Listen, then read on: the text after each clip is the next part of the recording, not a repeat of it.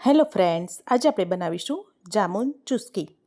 જામુન ચુસ્કી બનાવવા માટે અહીં મેં આ પ્રમાણેના એકદમ સરસ પાકા એવા જાંબુ લીધા છે.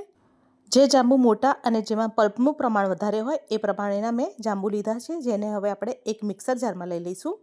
તેમાં હવે આપણે અડધી ચમચી શેકેલા જીરાનો પાવડર, અડધી ચમચી સંચળ પાવડર, ફુદીનો, ખાંડ અને લીંબુનો રસ ઉમેરીશું.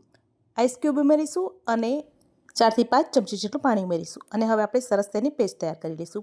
તો સરસ મજાની અહીં પેસ્ટ તૈયાર થઈ ગઈ છે. તૈયાર કરેલા પલ્પને હવે આપણે કુલ્ફી મોલ્ડમાં લઈશું અને બધા મોલ્ડને આપણે એ પ્રમાણે ભરી લઈશું.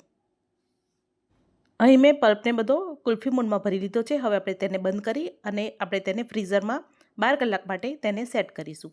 12 કલાક પછી તમે જોઈ શકો છો એકદમ સરસ મજાની જામુન ચુસ્કી તૈયાર થઈ ગઈ છે.